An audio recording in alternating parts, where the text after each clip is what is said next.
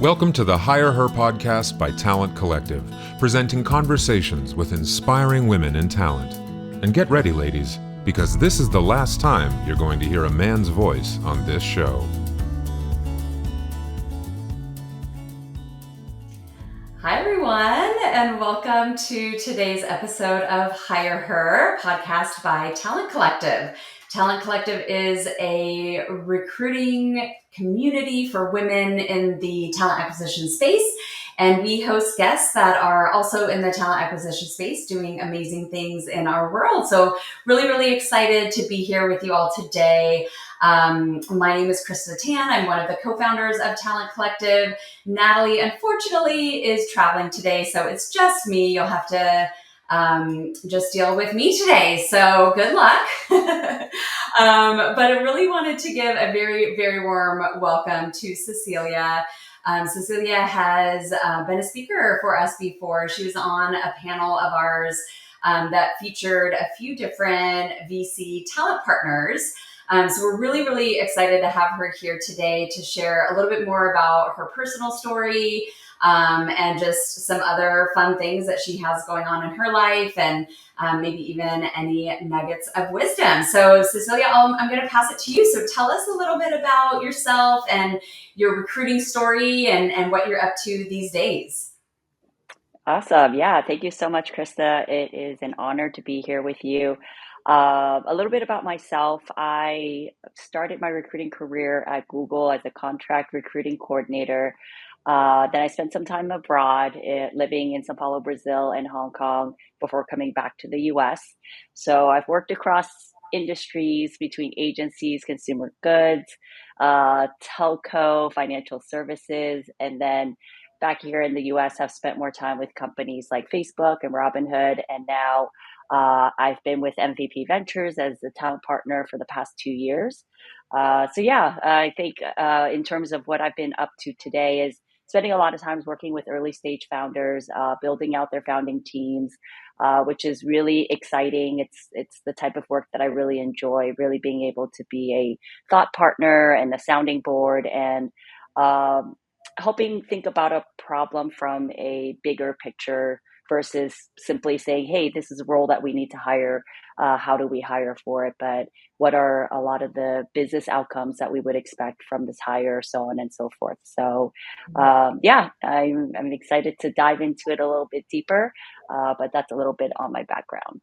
Amazing. Yeah, I think we talked about this on the panel a while back, but I think the VC talent partner role is still, there's a little mystery to it because most people are either on the agency side or internal, like your background.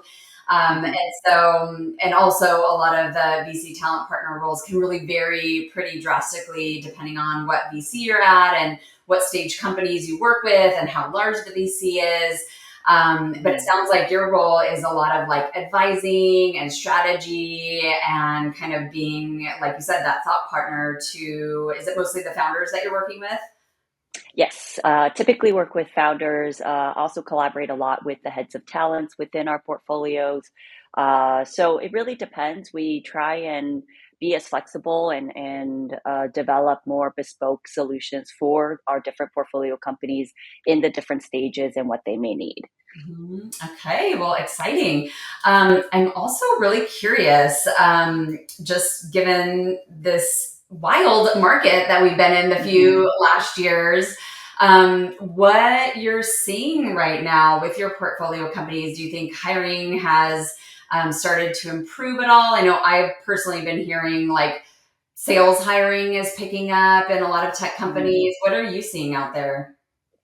Yeah, and this is probably due to the fact that our firm is focused on early stage and deep tech, which encompasses AI. As you probably all know, AI is a huge focus within kind of the broader tech ecosystem. So definitely a lot of AI hiring. A lot of the hiring that I've been seeing with our companies are steady. It's very rare that they're like, oh, we need to hire 5 people all at once. They kind of think through like, how do we prioritize, especially with smaller teams. It's extremely difficult to hire for several different headcount at the very same time. And so, how do we think about that? How do we prioritize? But I think things are definitely picking up. Definitely not like 2021 or like early 2022 stage, but which is probably a good thing. I think folks are a lot more intentional about their hiring and plan more about actually what they need versus let's just hire and see where we can fit them in. And I have seen kind of growth in all different areas. I think in terms of go to market, probably more the marketing profile has come up a little bit more than maybe a more pure sales like function. Yeah. But again, this may be because our portfolio includes more earlier stage companies. Yeah. Okay. Good feedback. Well, thanks for sharing that. Tell me, and you've worked at so many different companies and so many amazing companies over the years, and I'm sure it's probably hard to really nail down one story, but are there any, candidate stories that you wanted to highlight or talk about? Maybe somebody you placed or helped along the way that was just a really special experience for you and that person? Yeah, I would say, I 100% agree. There's just so many, great stories. I feel like every candidate that I've had a chance to work with, it feels like a privilege. And I would say probably like some of the hires that I made at Robinhood because I worked with a really amazing engineering director at the time, and we were true kind of partners.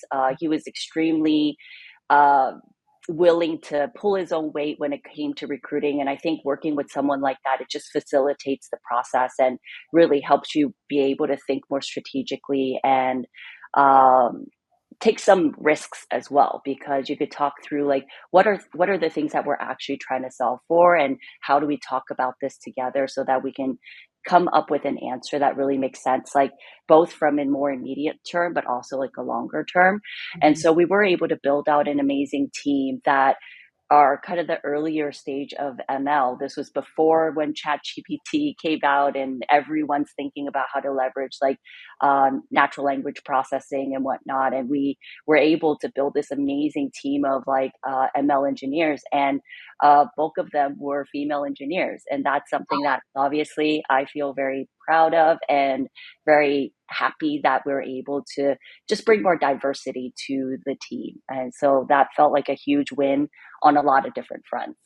Yeah, I bet that was I mean, it's innovative even right now, but I bet that was just so innovative at the time. And like you said, bringing in female engineers into that ML role, I'm sure was just, like you said, just such a huge highlight and something to be so proud of. So that's awesome. Thank you. Thanks for sharing that. It also sounds like you had a really amazing leader that you looked up to and really had that great partnership. Absolutely. Yeah. So on the note of like either leadership or people that you've looked up to along the way Mhm. in your career, is there someone in particular that you can think of that has really helped elevate you in your career somewhere along the way? Yeah, I would say I was very fortunate to have really incredible managers for a majority of my career. And maybe kind of my longest tenure was with Facebook. And there were a lot of incredible female leaders there that inspired me. I would say definitely one of my managers from Instagram, just the way that she led by example in terms of the way that she operated and how she would always empower me to do my best work and also empower everyone around her to be able to deliver like the best outcome, and she always had your back. Mm, I feel like that type of characteristic of someone that's not just there to say, hey, I'm here to support you, and kind of verbally kind of give you that support, but to truly in action advocate for you when it really matters. um, Give you projects that really help stretch you and help you build skills and flex muscles that you may not have had the chance to previously. I think that's kind of where it really matters, and putting a lot of what a lot of times people talk about actually into action. And I've seen that, happen, and I've seen how it's helped me grow, and something that I carried with me through my career. So I definitely feel very fortunate and appreciative to have had these leaders in my career. Yeah, that's amazing. You mentioned that this particular leader really empowered you to do your best work.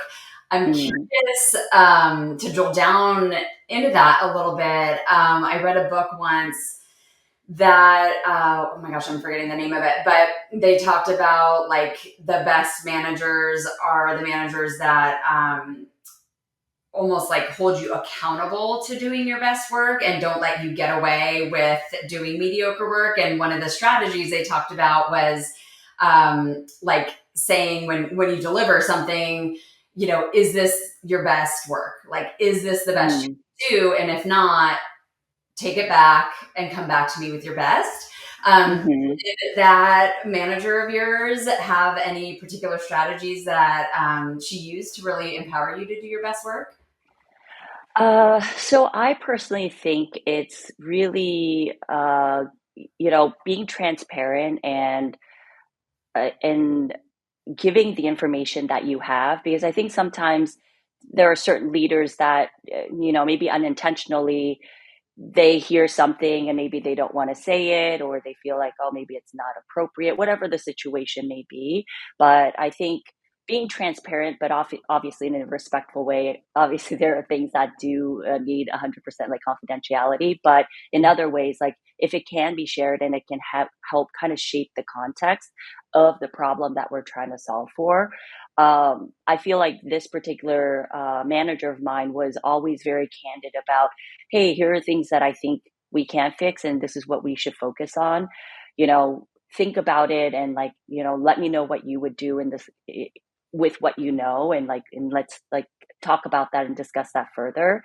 And then just allowing you to actually do it, right? Because I've also had managers that are the opposite, where they give very little context, or kind of the direction that they're giving is like, you know, so and so director from which team wants us to do this. So let's just go do XYZ.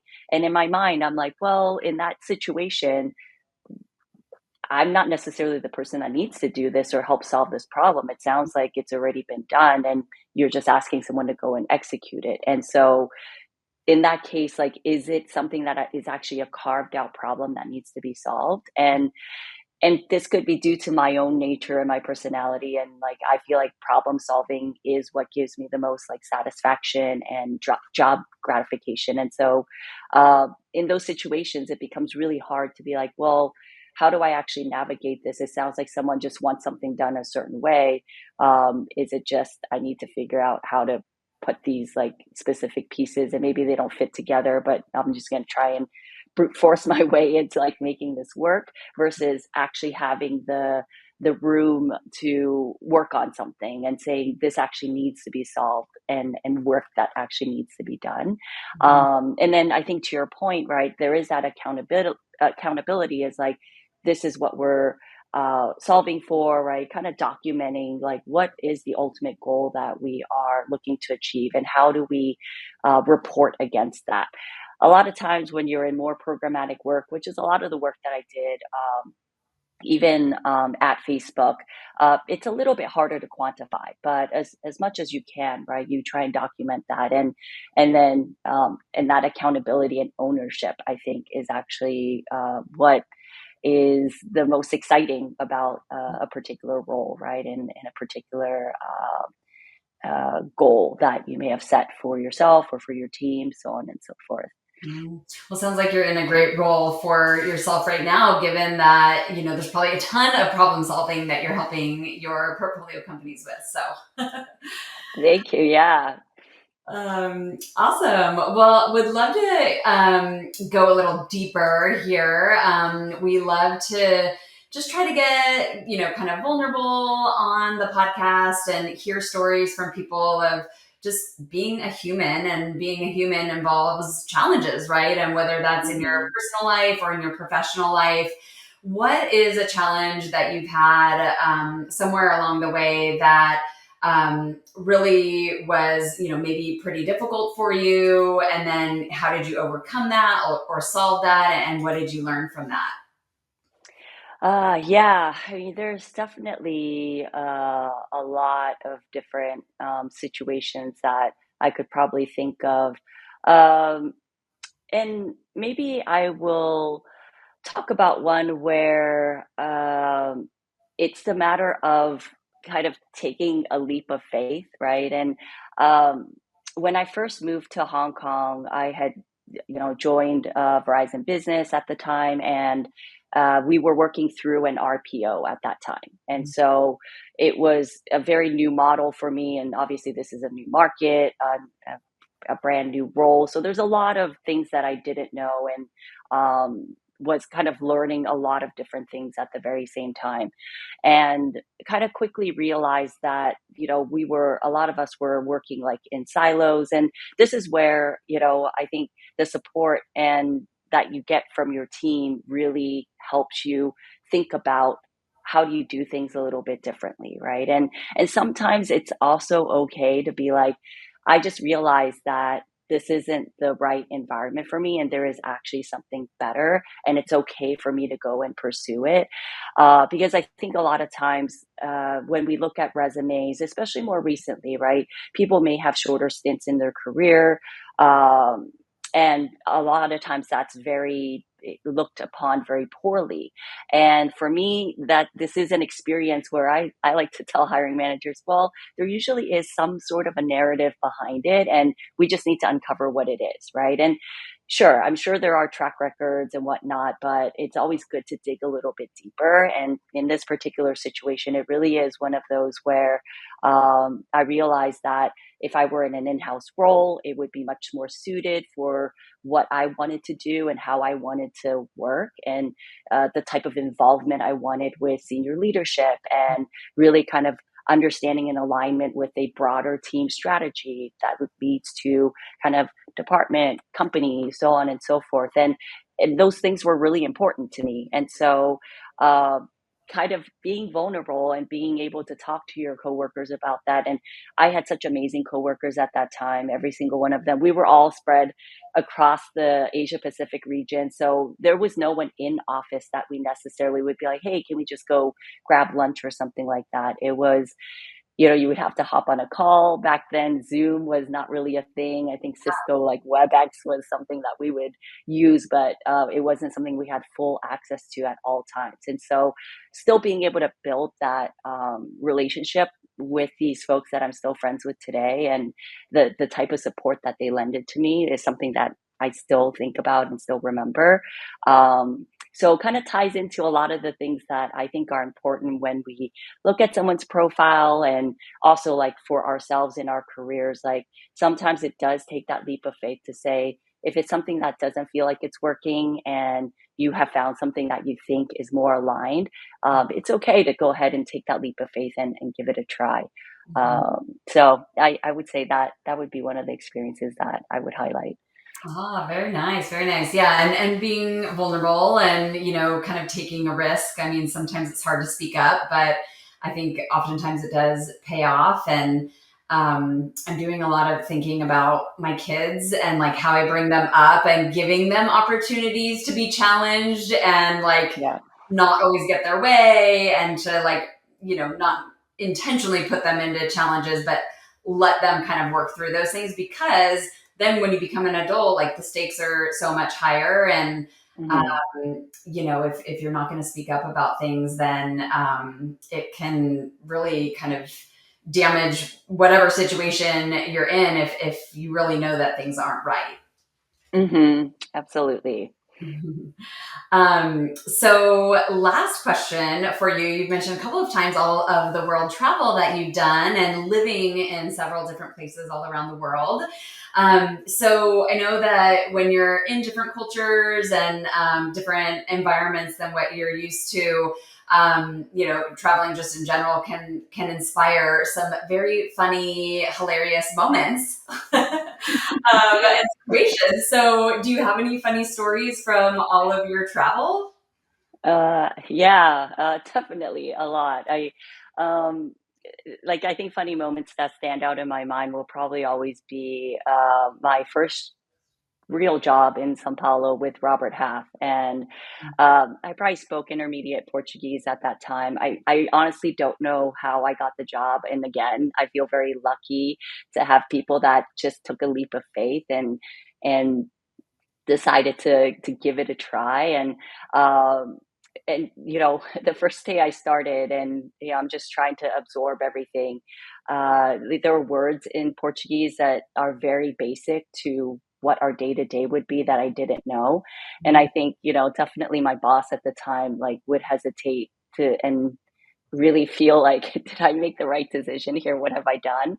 And just from, I think, learning a new language, and uh, during that process of trying to learn this and like doing this in an entire office that is just filled with like rows of like seats. You didn't have your own office or anything like that. Everyone could hear more or less what other people are like saying. And my boss obviously would never give up the opportunity to highlight things that I would say wrong or whatnot. But I think at the end of the day, that was such a great experience for me because, first of all, they took the leap of faith in even hiring me. And what I had learned, both from a language perspective as well as recruiting and a lot of the basics. Like it was this boot camp I had an opportunity to be a part of, really elevated, I think, the level of discipline that I think that's really important in talent acquisition, and kind of that tenacity that you need to kind of just keep going, and that grit. And all of this, I think, is also just uh, endearing in a way. I never in any moment really felt like, oh wow, they're making fun of me. I think they just thought it was so funny. um but at the same time, it's like it was such a growth opportunity for me. And so those are days that I definitely remember very fondly in a way. We also had worked extremely long hours. And so it's also like friendships that we have built, and friends that I have until, this day, of kind of like what we went through during that time together, and like the camaraderie that you're able to build like through that experience. And so definitely some really, really funny times there. Oh my gosh, I love it. Well, you're so brave to go to another country, speaking the language kind of, moderately, and go into a new role. I don't think I could ever be that brave. So hats off to you. And I definitely hear you too on the, kind of being in the thick of it, where you're in a lot of challenges with your teammates. I had a very similar situation when I worked in agency, where like that team that I was on, with those other, 5 or 6 women, like we are all so tight to this day, lifelong friends, because I mean, the craziest things happened. And, if we're like, if we can survive this, we can survive anything, right? Yeah, exactly. And those are the things, those are the most memorable, situations. And so it's, yeah, something that I will definitely cherish. Oh, well, awesome. Well, we're wrapping up now, but I just wanted to say a huge, huge thank you for being Yeah, a guest here today. And um, absolutely. just, we would love to keep in touch with you and follow along on your career journey. Absolutely. We can have people connect with you on LinkedIn after this. And to all of our listeners, thanks for tuning in. And you can find us on any of your podcast channels. You can also find Talent Collective online at www.talentcollectiveco.com. And we'd love to connect with you. So I hope everyone has a great rest of your day. Bye-bye. Thank you. Bye.